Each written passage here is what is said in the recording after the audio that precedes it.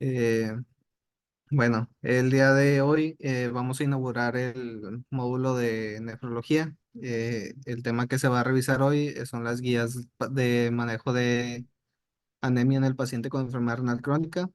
Para los que no me conocen, yo soy David García Casas, soy residente de segundo año de medicina interna y también quiero agradecer a mi asesor, el doctor Gerardo Mendoza Lara, que ahorita ya es R1 de nefrología y médico internista. Eh, Vamos a iniciar la sesión. Mm, Entonces, pues para comenzar vamos a hablar un poquito acerca de los aspectos hematológicos de la enfermedad renal crónica. Hay que saber que la anemia que vamos a encontrar en el caso de una enfermedad renal crónica de manera característica es una anemia normocítica, normocrómica aislada. Esto puede suceder por varios mecanismos. Algunos de los más importantes es la reducción de la vida media eritrocitaria, pero uno que adquiere mucha relevancia durante la enfermedad renal crónica es la reducción de la capacidad de producción de los eritrocitos, que esto es mediado por la eritropoyetina. Además, cuando hagamos pues un abordaje de esta anemia, vamos a darnos cuenta que también se trata de una anemia hipoproliferativa, es decir, hay un índice reticulocitario disminuido. Hablando un poquito acerca de la epidemiología de la anemia en la enfermedad renal crónica y pues también para justificar pues la importancia de conocer el manejo de la enfermedad renal, de la anemia de la enfermedad renal crónica y el impacto que tiene sobre la vida de los pacientes, pues tenemos que empezar a hablar un poquito sobre eh, cuándo se comienza a presentar la anemia en la enfermedad renal crónica. Este, de manera particular, la hemoglobina empieza a descender en hombres cuando la tasa de filtrado glomerular desciende por debajo de los 75 mililitros por minuto y en mujeres por debajo de los 45 mililitros por minuto. Y pues como vemos en la gráfica de la derecha, pues a un mayor estadio de enfermedad renal crónica, mayor prevalencia de anemia, siendo prácticamente universal hasta en el 70-80% de los pacientes la presencia de la anemia por enfermedad renal crónica. Además de esto, otros factores importantes, sobre todo uno que tiene mucha relevancia, es la presencia de diabetes. La combinación de diabetes y enfermedad renal crónica se ha asociado a anemia en etapas más tempranas y además es una anemia con mayor gravedad. Como podemos ver aquí en las gráficas de la izquierda, se comparan poblaciones con enfermedad renal crónica, con presencia de diabetes y sin presencia de diabetes. Vemos, por ejemplo, cómo en un estadio 3 la incidencia de la enfermedad renal crónica, la prevalencia, perdón, de enfermedad renal crónica en pacientes de anemia en pacientes sin diabetes es del 7,9% y en pacientes con diabetes del 22,2%. Pero pues ya como habíamos comentado, pues prácticamente por etapas clínicas 4 y 5 pues ya es prácticamente universal. Esto quiere decir que la diabetes también tendrá pues un impacto clínico muy importante en la evolución de la anemia en pacientes con enfermedad en estadios tempranos. ¿Y por qué nos interesa la anemia en esta población de pacientes? Pues principalmente, pues la presencia de anemia se ha asociado a una progresión acelerada a etapas terminales de la enfermedad renal crónica. Y pues vemos también que comparando distintas poblaciones, encontramos en pacientes que tienen anemia, hay una mayor tasa de hospitalizaciones, prácticamente el doble, comparado con pacientes que sin presencia de la anemia. Hay mayor incidencia de eventos cardiovasculares y una mayor mortalidad. Aquí pues también otra disyuntiva que se nos presenta es si hay un impacto en la calidad de vida, dado como consecuencia del síndrome anémico. Algunos estudios han tratado de responder esta pregunta y sí se ha visto que mejoran algunas de la funcionalidad del paciente, la fatiga, malestar. Sin embargo, pues hay otros factores propios de la enfermedad renal crónica que también impactan en la calidad de vida, incluso el balance de hierro tiene un papel importante. Entonces, pues hay algunos estudios que sugieren que sí hay una mejoría en la calidad de vida, pero no tenemos una evidencia sólida de que mejore completamente pues, la fatiga en pacientes con enfermedad renal crónica en etapas avanzadas. Sin embargo, pues es un ayudante para ayudar a nuestros pacientes.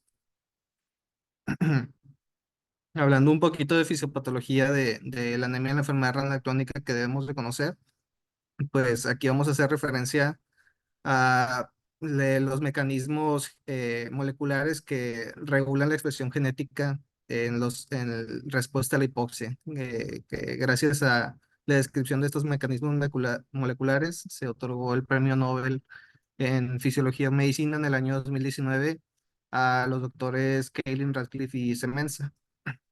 Y vamos a hablar un poquito de los mecanismos que ellos describieron. Ellos describieron pues un sistema de respuesta a la hipoxia mediado por una proteína que se llama HIF, que es un factor inducible por hipoxia, por sus siglas en inglés. El HIF consta de dos unidades constitutivas, dos unidades. El HIF alfa, que tiene varias isoformas, como se muestra aquí, nos muestra el 2 alfa, que es uno de los que tiene el papel biológico más importante, y una unidad beta, que la unidad beta pues es una unidad constitutiva que constantemente se está expresando.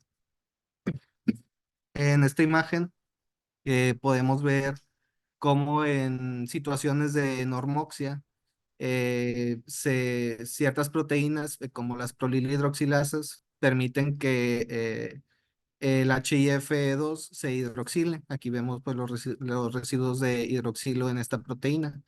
De esta manera, pues esta hidroxilación va a hacer que sea detectado por la proteína de von Hippel-Lindau y esto culmina pues en la destrucción del HIF alfa en el proteasoma celular.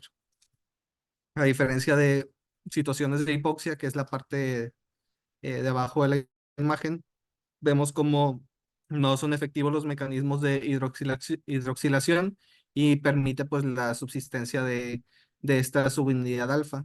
De esta manera, pues se va a permitir que la subunidad alfa se una a la subunidad beta y se forme un heterodímero. Este heterodímero se va a translocar al núcleo, donde pues va a actuar en algunos elementos de respuesta a la hipoxia a nivel genético para la producción de ciertos genes. Uno de los más importantes pues es la expresión del gen de la eritropoyetina, pero pues no es la única acción que tienen.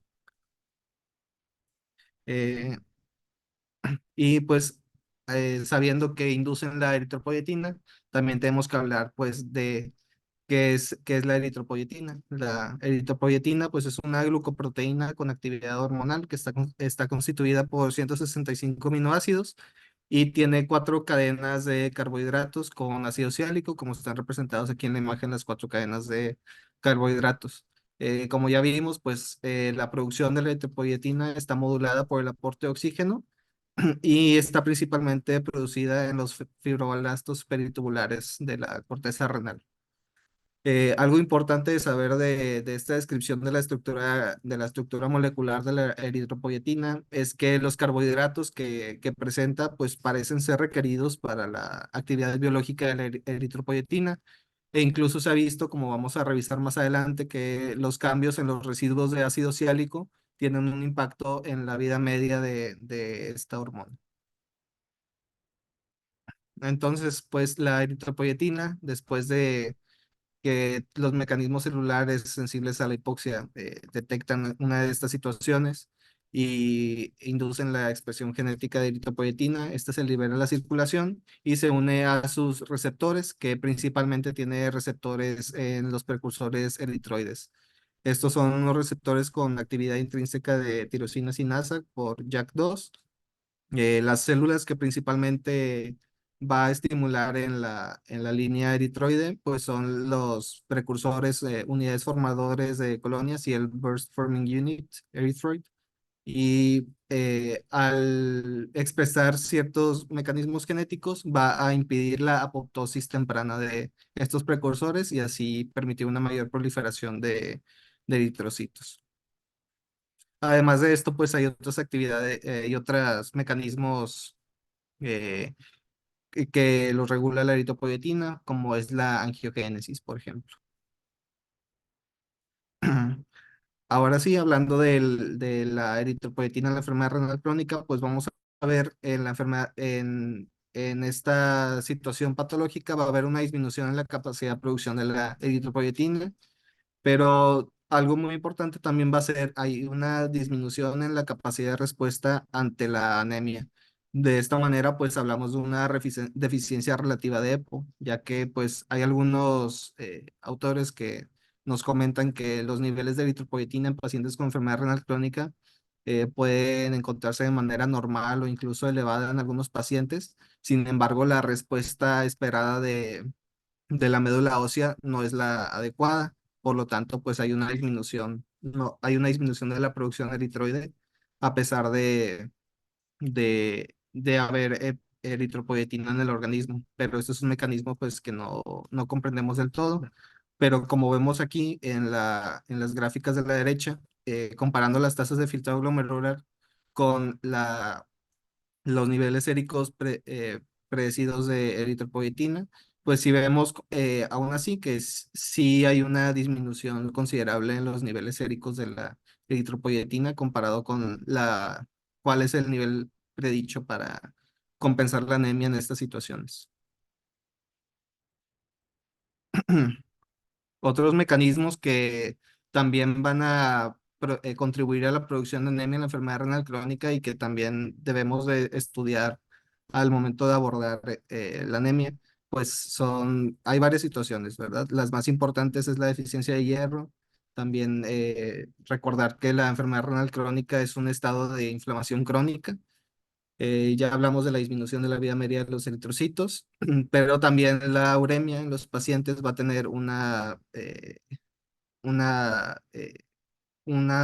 actividad inhibitoria sobre la producción eritroide. Por lo tanto, pues también los pacientes que, por ejemplo, con uremia, que estén sometidos a diálisis, pues una infradialización también va a ser parte importante de la respuesta a los mecanismos compensadores de la anemia. Asimismo, pues siempre pensar en las pérdidas gastrointestinales que están aumentadas en estos pacientes, tanto por los cambios que producen las toxinas urémicas a nivel gastrointestinal y la inflamación crónica. El hiperparatiroidismo, parte de la enfermedad mineral ósea, que creo que se va a revisar en una sesión próxima, así como otras deficiencias nutricionales, fuera de la deficiencia de hierro, como la deficiencia de vitamina B12 y de folatos. Y hablando un poquito del metabolismo del hierro, sabiendo ahora sí que necesitamos la eritropoyetina para compensar la anemia en la enfermedad renal crónica, pues hay que saber también que la eritropoyetina necesita adecuados niveles de hierro sérico para haber una adecuada respuesta. El metabolismo del hierro está pues regulado por la epsidina, que pues también es una hormona que si bien ya tiene tiempo que se describió, pues sí son mecanismos de reciente descubrimiento. Eh, el hierro, en un estado sérico aumentado de hierro, va a haber un aumento de la epsidina. Entonces, la epsidina se aumenta cuando el estado de reservas de hierro pues está aumentado en el organismo. Pero también otras situaciones que van a elevar la epsidina, a pesar de no tener pues una homeostasis adecuada del hierro, va a ser las situaciones inflamatorias, como puede suceder en la enfermedad renal crónica. Entonces aquí hablamos de dos situaciones.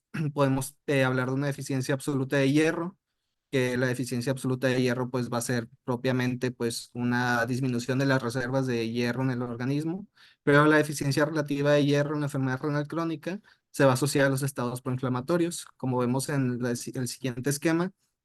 Pues aquí vemos en el centro del esquema cómo el hierro circula unido a la transferrina en el organismo y se intercambia en diferentes tejidos por la ferroportina, que es el principal, pues es el exportador de hierro que está describido en el organismo. La ferroportina va a tanto tener implicaciones en la absorción gastrointestinal de hierro, así como en el almacenaje en el hígado y pues la liberación por los macrófagos, ya que pues sabemos que las principales reservas de hierro es dentro de los macrófagos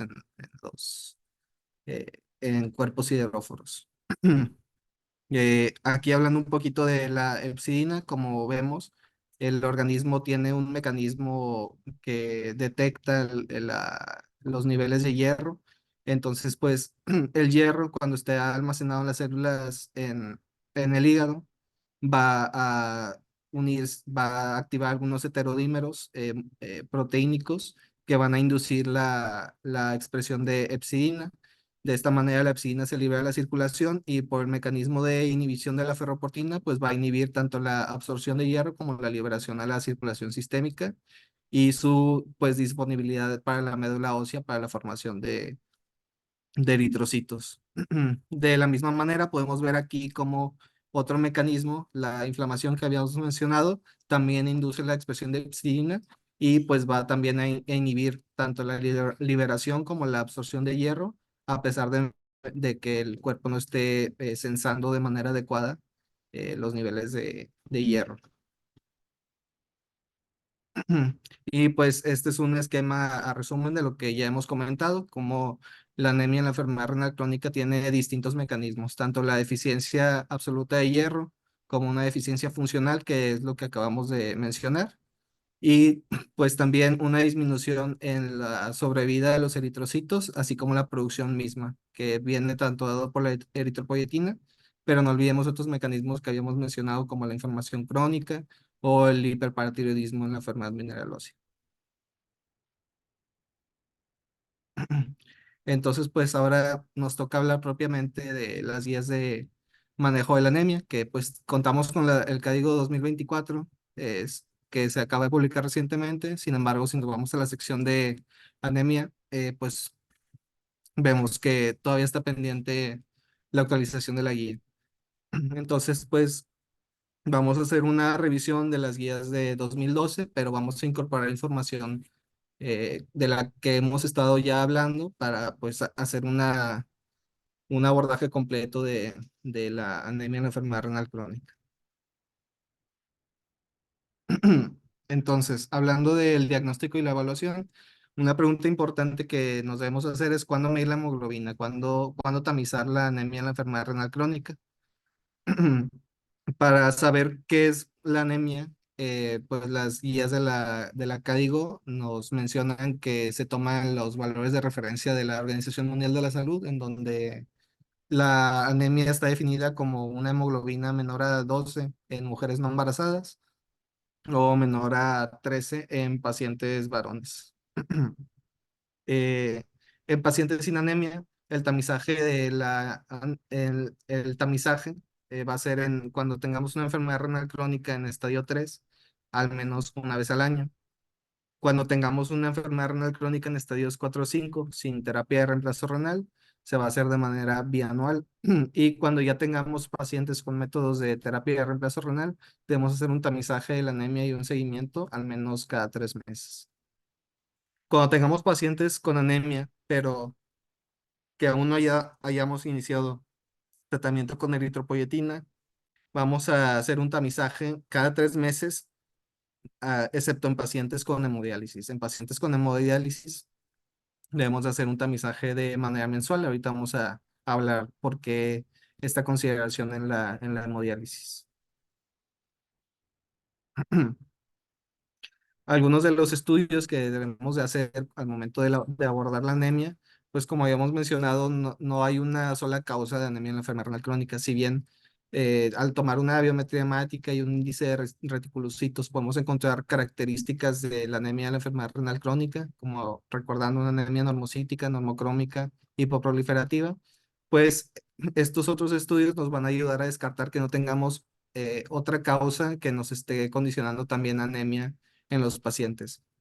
Además de la biometría hemática y los reticulocitos, un perfil de hierro es esencial, como habíamos mencionado, pues el papel central del hierro en la producción eritrocitaria y pues niveles de vitamina B12 y de folatos también para descartar otras deficiencias nutricionales, además de pues los estudios que se deban de hacer ante ciertas sospechas que vamos a también mencionar más adelante.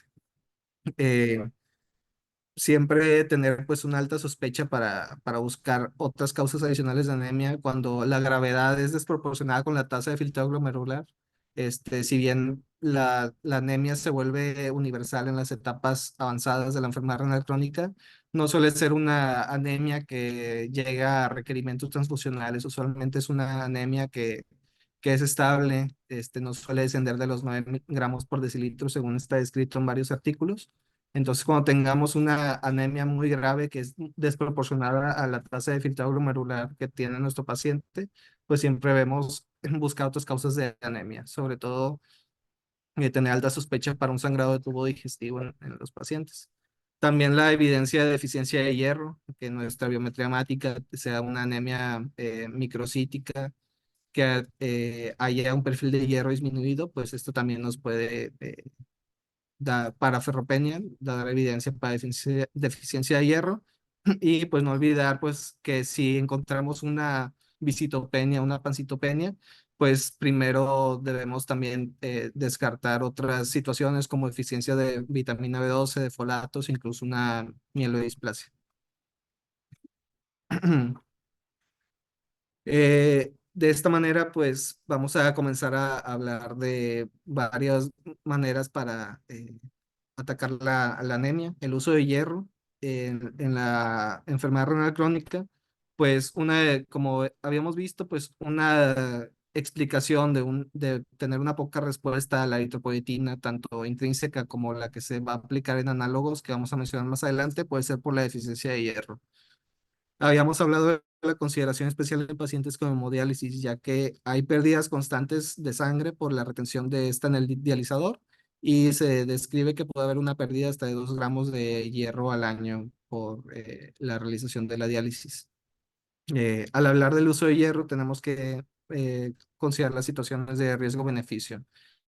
Nuestros beneficios en el caso de administrar hierro puede ser reducir las transfusiones de sangre en pacientes, evitar el tratamiento con análogos de la eritropoyetina o de disminuir su dosis e incluso mejorar síntomas de anemia, pero pues considerar que el hierro intravenoso, tanto intravenoso como vía oral, pues tiene sus efectos adversos. Cuando vamos a utilizar hierro en pacientes que tengan anemia, que no hayamos previamente utilizado hierro ni análogos de eritropoyetina, pues podemos administrar una dosis de hierro intravenoso o hierro vía oral por 1 o 3 meses si no hay terapia de reemplazo renal. Esto es si deseamos incrementar la hemoglobina previo a intentar la eritropoyetina y tenemos un estado de deficiencia de hierro que en las guías pues se toma el corte de una saturación de transferrina menor a 30% y una ferritina menor o igual a 500 nanogramos por mililitro o microgramos por litro, ¿verdad? Son unidades equivalentes. Y en pacientes que ya se haya utilizado previamente eritropoyetina, se puede realizar la misma terapia con hierro. Si también deseamos incrementar la hemoglobina o disminuir la dosis de eritropoyetina y tenemos este estado de ferropenia. Debemos realizar un perfil de hierro al menos cada 3 meses en pacientes que utilicen eritropoyetina, ya que utilizar eritropoyetina va a disminuir las reservas de hierro del organismo, ya que pues, se utiliza para la producción eritroide, o más frecuente al inicio de esta terapia o cuando se cambie la dosis. Cuando se hagan reposiciones de hierro, que es lo que siguiente que vamos a tocar, pues una ferritina mayor o igual a 800 es lo que se consideraría, de acuerdo con las guías, pues, como un estado de sobrecarga de hierro. Y pues nuestro objetivo va a ser en la ferritina sérica, en pacientes sin hemodiálisis, pues tener un rango de ferritina sérica entre 100 y 500 microgramos por litro o nanogramos por mililitro, y en pacientes con hemodiálisis entre 200 y 500, así como una saturación de transferrina entre el 20 y el 40%. Y ahora vamos a hablar de las formulaciones de hierro que podemos aportar. Tenemos formulaciones de hierro oral y de hierro intravenoso, que cada uno va a cambiar en la cantidad de hierro elemental eh, por unidad. Aquí vemos pues a grandes rasgos como por ejemplo el sulfato ferroso, que es una de las más disponibles en nuestro mercado, pues tiene un porcentaje de hierro aproximadamente el 20%, que nos da unos 65 miligramos por tableta, y otras presentaciones pues tienen un poquito más de hierro, como puede ser el fumarato ferroso, el citrato ferroso, que es 33% y el 60% aproximadamente. Y tenemos formulaciones intravenosas que pues vamos a mencionar también pues más adelante, porque pues esta tablita muestra muchas presentaciones de hierro, pero pues en el país no tenemos disponibles todas estas formulaciones. En México tenemos disponible el sulfato ferroso, fumarato ferroso y hierro polimaltosado para vía oral. Aquí hay una de las presentaciones pues más comunes, como presentaciones genéricas y también presentaciones comerciales.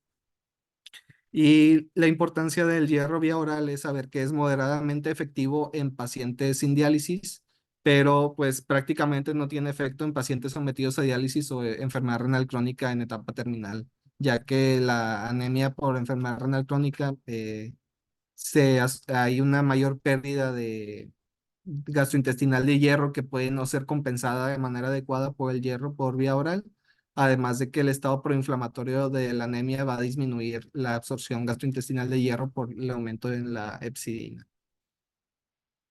Uno de los compuestos que se menciona que es bastante efectivo para subir los niveles séricos de hierro es el citrato de hierro, que actúa principalmente como un quelante de fósforo, que es su aprobación principal. Se desconoce la razón por la que es eficaz para subir las reservas de hierro en los pacientes, pero pues la contraparte es que puede elevar de manera excesiva las concentraciones de hierro sérico y pues no está disponible en el país por el momento. Hablando del hierro intravenoso, que yo creo que es una de las partes más importantes de la administración de hierro, en México tenemos tres presentaciones distintas. Tenemos carboximaltosa férrica, que es la conocida comercialmente como el Renegy, que tiene 50 miligramos por mililitro de hierro elemental. Tenemos el sacarato de óxido férrico, que es el venoferrum, así es como tenemos de manera comercial. Y el hierro dextran, que sí lo tenemos en presentaciones genéricas, que tiene 50 miligramos por mililitro de hierro elemental. Aquí, pues, la única punto de controversia que hay en la administración de hierro intravenoso, pues es el perfil de seguridad del hierro administrado por esta vía, ya que se comenta que pues hay una mayor incidencia de reacciones anafilactoides en estos pacientes, sobre todo con el hierro dextran, pero pues en verdad el porcentaje de anafilaxia que se presenta es muy bajito y hay protocolos de seguridad para la administración del hierro intravenoso, sobre todo el del hierro dextran, para disminuir, hacer dosis de prueba en los pacientes y disminuir la incidencia de estas reacciones adversas. Pero algo importante que tenemos que mencionar, pues es que nos han dicho los estudios acerca de la efectividad de la administración de hierro por vía intravenosa. En este artículo, el Pivotal, publicado en el 2018 en el New England Journal of Medicine, se hizo un estudio de administración de hierro intravenoso en 2.141 pacientes. Los requisitos para la reclutación es que el inicio de la hemodiálisis haya sido menor a 12 meses antes del inicio del estudio, que en sus perfiles de hierro hubiera una ferritina menor a 400 y una saturación de transferrina por debajo del 30%, que fueran usuarios de estimulantes de eritropoyetina, y pues el seguimiento que se dio en ese estudio fue por una media de 2.1 años. Se dividieron los pacientes en dos grupos. El primero, una administración proactiva de hierro, que esto quiere decir que estuvo administrando hierro en sacarosa 400 miligramos al mes después de las sesiones de hemodiálisis para obtener una ferritina de 700 nanogramos por mililitro y siempre mantener las reservas de hierro elevadas, y una administración reactiva en donde solo se administraba la dosis necesaria de hierro por vía intravenosa para mantener una ferritina por arriba del nivel recomendado en 200 nanogramos por mililitro. El desenlace primario que se buscaba en ese estudio era el evento compuesto de cardiopatía isquémica, enfermedad vascular cerebral, hospitalización por falla cardíaca y muerte. Para este desenlace primario se realizó primero un análisis de no inferioridad, y si se demostraba la no inferioridad, pues se realizaba un análisis de superioridad sin consideración para la P. Los resultados de este estudio, pues el desenlace primario, aquí pues es interesante porque muestra pues una menor incidencia del desenlace primario en los pacientes con administración proactiva de hierro contra la reactiva. Sin embargo, si vemos el intervalo de confianza roza la unidad. No pude encontrar la tercera cifra significativa para ver si era una cuestión de redondeo o no, pero pues al menos esto nos sugiere, no nos da tanta relevancia estadística en nuestro estudio. Sin embargo, algo que es relevante de este estudio que nos podemos llevar es que los desenlaces secundarios, algo importante que se vio es que a los pacientes que se administraba de manera proactiva hierro intravenoso, se disminuyó considerablemente la dosis de los análogos de la eritropoyetina y la incidencia y la necesidad de transfusiones en este grupo. Además de esto, otro estudio, el FIND-CKD, se utilizaba hierro intravenoso para mantener una ferritina entre 400 y 600 nanogramos por mililitro. Y se vio que la administración intravenosa de hierro para este objetivo era superior a un objetivo más conservador o incluso al uso de hierro vía oral para aumentar la hemoglobina 1 gramo por decilitro. ¿Qué quiere decir todo esto que he estado mencionando? Que pues el hierro intravenoso parece ser la mejor opción para reponer las reservas de hierro en los pacientes. Sobre todo, hemos visto que los pacientes con hemodiálisis tienen pérdidas bastante considerables de hierro y pues eh, y nos puede ayudar la administración de hierro intravenoso a disminuir las dosis de eritropoyetina y la necesidad de transfusiones en los pacientes. Y también se ha visto que en algunos casos puede incluso mejorar algunos de los síntomas asociados que merman la calidad de vida de los pacientes. Sin embargo, la desventaja es que no hay estudios a largo plazo sobre la seguridad, que es algo que hace falta de investigar más sobre el hierro intravenoso. Son estudios que se realizaron por un seguimiento medio máximo de 4 años en algunos casos y pues considerar que algunos pacientes con enfermedad renal crónica pues manejados de manera adecuada pueden vivir bastantes años y pues van a requerir transfusiones de hierro por un tiempo mucho más prolongado que el seguimiento de estos estudios. Un punto que sí se nos hace que no hay evidencia contundente al respecto, pero por el, los requerimientos de hierro de ciertas bacterias que producen infecciones sistémicas, es evitar la administración de hierro intravenoso en pacientes con infecciones sistémicas. Una vez hablado del hierro, vamos a hablar de la eritropoyetina y sus análogos. En 1977, por Miyake y sus colaboradores, se purificó por primera vez y se identificó la eritropoyetina. Si bien ya se tenía conocimiento desde hace bastante tiempo atrás que había un factor humoral que, que se encargaba de la proliferación de eritrocitos. Eh, una vez purificada la eritropoyetina, Lini y colaboradores en el año 85 lograron de manera exitosa el clonaje de los genes codificadores de la eritropoyetina. Y a partir de esto se generó eritropoyetina, la primera eritropoyetina recombinante humana. Y se comenzó su aplicación a finales de los años 80. La eritropoyetina recombinante humana, que todavía se utiliza actualmente, pues tenemos la poietina alfa y beta, que tienen una vida media subcutánea de 19,4 horas, que pues es una de las que tenemos, la que tenemos disponible en el Hospital Metropolitano. A partir de esto y recordando lo que había mencionado previamente, que los cambios en la glucosilación de las cadenas de carbohidratos en la eritropoyetina afectan la vida media, se desarrolló la darbepoetina, que por sus siglas en inglés también se le conoce como NESP, que es Novel Erythropoiesis Stimulating Protein, que es el Aranesp de manera comercial, que tiene dos cadenas de glucosilación adicionales y esto aumenta su vida media subcutánea de 48,8 horas y se puede administrar de manera semanal o quincenal.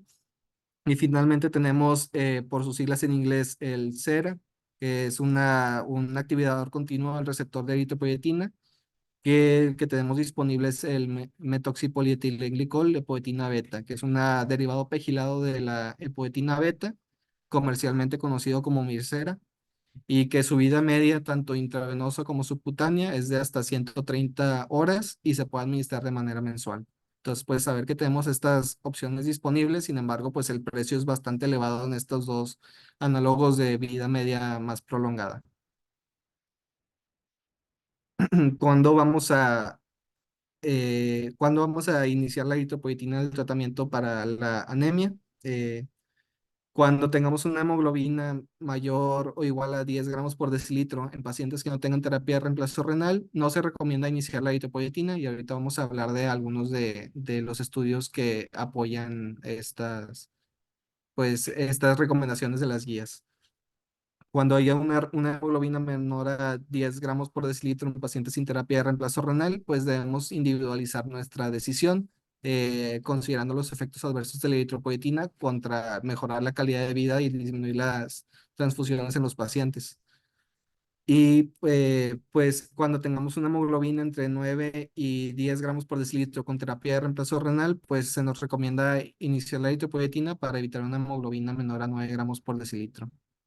El objetivo de la hemoglobina al administrar la eritropoyetina va a ser no mayor a 11,5 gramos por decilitro, aunque algunos pacientes se podrían beneficiar de aumentar aún más la hemoglobina por la sintomatología que puede producir en los pacientes, si es que ellos aceptan los riesgos asociados a un mayor objetivo de hemoglobina, que va a ser lo siguiente que vamos a hablar. De manera, pues, universal, evitar siempre niveles mayores a 13 gramos por decilitro en todos los pacientes. eh, Antes de los efectos adversos y los objetivos de la hemoglobina, nada más aquí conocer las dosis sugeridas para iniciar los agentes estimulantes de la eritropoiesis que están en esta tablita, que pues la que tenemos en el Metropolitano, pues saber que en pacientes sin terapia de reemplazo renal podemos iniciar la eritropoyetina recombinante a una dosis de 50 a 100 unidades por kilo cada 1 a 2 semanas de manera inicial y de ahí comenzar a los ajustes. Antes de esto, pues siempre asegurar adecuadas reservas de hierro y control de tensión arterial. Y el objetivo que vamos a tener al iniciar la eritropoyetina va a ser aumentar 1 gramo por decilitro de hemoglobina durante el primer mes. Cuando logremos, si sobrepasamos o no logramos alcanzar este objetivo, podemos aumentar o reducir la dosis un 25, un 50% de la dosis para llegar a metas. Y siempre tener un monitoreo estricto de hemoglobina al iniciar el tratamiento. Una vez utilizada la eritropoyetina, pues al menos de manera mensual o cada 2 a 4 semanas, cuando estamos ajustando dosis e iniciando el tratamiento. Pero una vez que estemos ya en fase de mantenimiento, podemos ser un poco más laxos. Sobre todo en pacientes sin terapia de reemplazo renal, podemos medir la hemoglobina cada 3 meses, pero en pacientes con terapia de reemplazo renal vamos a tener que realizar mediciones mensualmente y realizar ajustes de manera adecuada o incluso reponer hierro si se requiere. Ahora sí, hablando de los objetivos de hemoglobina con la eritropoyetina, pues aquí vemos como un objetivo de hemoglobina entre 10 a 11 contra un objetivo mayor a 12 gramos por decilitro, pues se ha visto en algunos estudios que vamos a revisar que no hay un mayor beneficio clínico de subir más el objetivo de hemoglobina en los pacientes. Y cuando sobrepasamos pues este límite mayor a 12 gramos por decilitro, incluso subimos la hemoglobina hasta 13 o mayor, hay una mayor incidencia de efectos adversos, tanto cardiovasculares, tromboembólicos, así como mortalidad. Eh, la evidencia no es muy contundente acerca de los objetivos, las metas de hemoglobina, pero sí se ha visto alguna mayor incidencia de estos efectos adversos. Vamos, por ejemplo, el primer estudio que vamos a ver es el QUIRE, que se publicó en el New England Journal of Medicine. Estos dos estudios que vamos a revisar se publicaron en el 2006. El QUIRE, que es el de la izquierda, el primero que vamos a revisar, se reclutaron 1,472 pacientes con enfermedad renal crónica que estaba definida por la fórmula de MDRD con una tasa entre 15 y 50 en pacientes que no tuvieran terapia de reemplazo renal y con una hemoglobina menor a 11. Esta es la población que se estudió. Y se dividieron en dos grupos que recibieron epoetina alfa. El primer grupo de 715 pacientes se buscaba una meta de hemoglobina de 13,5 gramos por decilitro y en el segundo grupo de 717 pacientes se buscó una meta un poquito menor de 11,3 gramos por decilitro. Y el desenlace primario de este estudio pues era ver los eventos de compuestos de muerte y MACE, que son eventos cardiovasculares mayores. Eh, en las pacientes con un objetivo alto de hemoglobina, se comenzó a ver una mayor incidencia de efectos adversos, 125 en la hemoglobina alta y 97 eventos en pacientes con tasas de hemoglobina baja. Sin esto, al ver estas observaciones de manera temprana en el estudio, pues tuvo que terminar de manera temprana por el riesgo que estaba representando los pacientes. Entonces, pues es un estudio que no se completó, pero al hacer el análisis estadístico de los resultados que había en ese momento, pues hubo un hazard ratio de 1,34 con un intervalo de confianza pues estadísticamente significativo. El siguiente estudio que se hizo también es el CREATE. En el CREATE se reclutaron 603 pacientes con enfermedad renal crónica con una tasa estimada de entre 15 y 35 por la fórmula de Cockcroft-Colt y con una hemoglobina entre 11 y 12,5 y en esta ocasión los grupos recibieron epoetina beta. El primero para una meta de hemoglobina entre 13 a 15 y el segundo para una meta de hemoglobina entre 10 y 11,3 con un desenlace primario de los eventos cardiovasculares mayores. En la tasa en los grupos con hemoglobina alta hubo 58 eventos y con hemoglobina baja hubo 47 eventos. Sin embargo, los resultados en este caso no fueron estadísticamente significativos, entonces estábamos parados ante, pues, información contradictoria, ¿verdad? Hay estudios que sugieren que sí hay un mayor tasa de desenlaces primarios adversos y hay otros estudios que no nos sugerían que hubiera una incidencia estadísticamente significativa de estos desenlaces primarios. Sin embargo, pues ante lo que se comenzó a observar en el estudio MACE y metaanálisis que se fueron haciendo, pues la sugerencia fue tener un objetivo algo menor de hemoglobina para evitar pues esta mayor tasa de eventos adversos. De hecho, posteriormente se realizó un estudio que se llama TREAT, que se utilizó la darbepoetina contra placebo en pacientes con enfermedad renal crónica, diabetes, mellitus tipo 2 y anemia y pues tampoco mostró diferencia en la mortalidad, pero sí hubo un aumento en la incidencia de EBC. Entonces, pues podemos ver que un objetivo mayor de hemoglobina sí se ha visto que hay mayor cantidad de eventos cardioembólicos y cardiovasculares y tromboembólicos. Además de esto, pues otros de los riesgos que puede representar la terapia con eritropoyetina es que los pacientes que utilizan análogos de eritropoyetina pueden desarrollar una hipertensión. Entonces, si los pacientes no tienen un adecuado control hipertensivo, pues esto puede representar también pues, una situación de descontrol hipertensivo en los pacientes. Además, pues pacientes con carga importante o antecedentes de enfermedades tromboembólicas o de EBC y algunas poblaciones de pacientes con cáncer activo, con alto riesgo de cáncer por los efectos sobre la angiogénesis y la proliferación celular de la eritropoyetina, pues hay que considerar siempre que queramos iniciar análogos de eritropoyetina o tener una tasa de hemoglobina mayor, una meta de hemoglobina mayor en nuestros pacientes, pues considerar el riesgo-beneficio contra estos posibles riesgos relacionados con la terapia. Y otra situación relacionada con la eritropoyetina, pues es la poca respuesta a la eritropoyetina o la poor response, como lo mencionan las guías, una hiporrespuesta. ¿Cómo vamos a definir la respuesta? La poca respuesta. Si posterior a un mes de tratamiento de iniciar la eritropoyetina no vemos un aumento en la hemoglobina y pues comenzamos a escalar dosis y no vemos una respuesta adecuada. se nos sugiere pues ya no escalar la dosis más allá del doble de la dosis inicial. Y también hay otra situación que es la poca respuesta adquirida a la eritropoyetina. Que quiere decir que en pacientes que previamente habían estado en metas de hemoglobina con una dosis de eritropoyetina, en algún momento deja de haber una respuesta adecuada y tenemos que aumentar la dosis en 2 ocasiones. Y pues para esto tenemos que evaluar las causas que nos pueden estar disminuyendo la respuesta a la eritropoyetina. Siempre descartar que sea una mala adherencia con los pacientes y siempre hacer hincapié en la adecuada aplicación de eritropoyetina, que si va a ser en casa, pues sería por vía subcutánea. Y como manera secundaria, pues hacer un análisis minucioso de causas que pueden estar disminuyendo la respuesta a la eritropoyetina, sobre todo pues las pérdidas gastrointestinales y pues un estado de hierro disminuido. Y en segundo lugar, pues otras deficiencias nutricionales, el hiperparatiroidismo, la anemia por inflamación, eh, que también puede estar causando aquí una baja respuesta, así como pues que se haga una diálisis adecuada.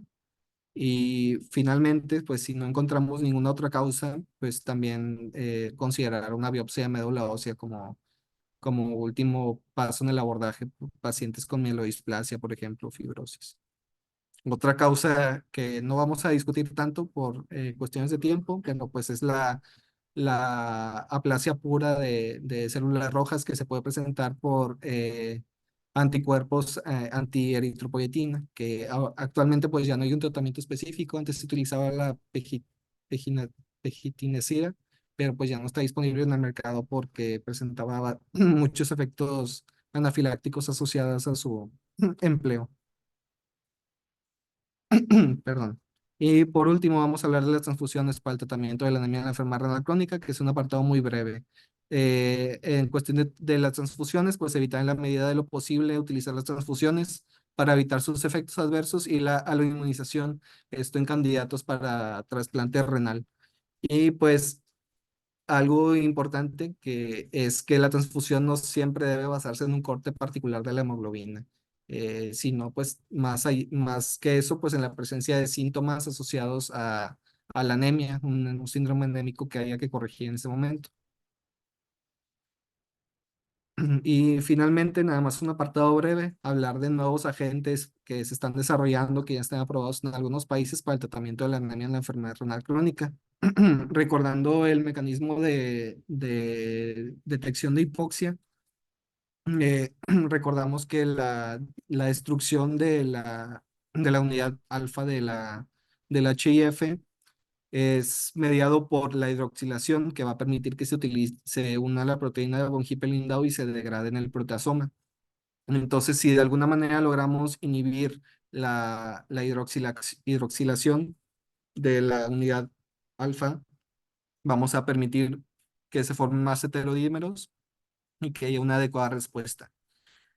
De esta manera se desarrollaron unos inhibidores de la prolil hidroxilasa, principalmente la prolil hidroxilasa 2, como es el Roxadustat, que ya está aprobado en Japón y China para su uso, pero también tenemos varios de estos que están en estudios fase 3, como el Daprodustat, el Vadadustat o el Modilidustat y otros más que también tenemos disponibles. Si bien pues este es un fármaco al que hay que estar pues al pendiente, que todavía faltan bastantes estudios por realizarse y ver pues los efectos asociados a su uso a largo plazo, así como otros efectos por mecanismos pleiotrópicos de los factores inducibles por hipoxia, que no solamente tienen un impacto sobre la producción de eritropoyetina, sino que también pueden alterar la supervivencia celular, la angiogénesis y tener algunos efectos sobre la homeostasia del hierro y la regulación epigenética. Pues, sin embargo, pues todavía estamos muy temprano en el desarrollo de estos fármacos como para conocer a fondo todos los efectos a largo plazo y pleiotrópicos asociados a estos fármacos, pero pues es algo al que hay que estar atentos en los próximos años. Entonces, como conclusiones, la anemia en la enfermedad renal crónica pues aumenta su prevalencia en relación con la tasa de filtrado glomerular estimada y la diabetes también de manera importante y merma la calidad de vida de los pacientes. La fisiopatología de la anemia es compleja, sobre todo en la enfermedad renal crónica y continúa bajo estudio, pero ya se han elucidado recientemente varios mecanismos que podrían también ser nuevos objetivos terapéuticos.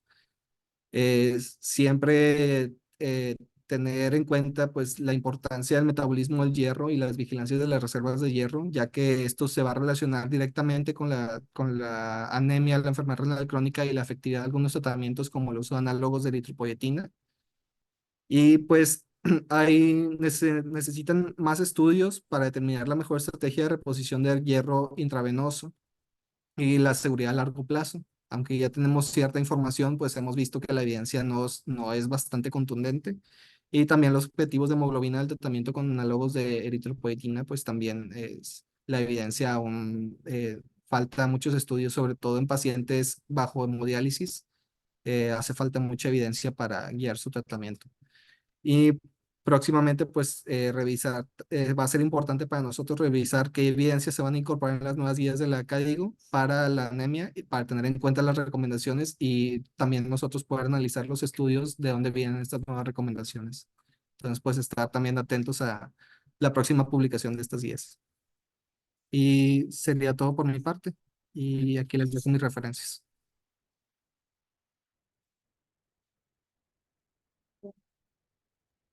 Muy bien, muchas felicidades.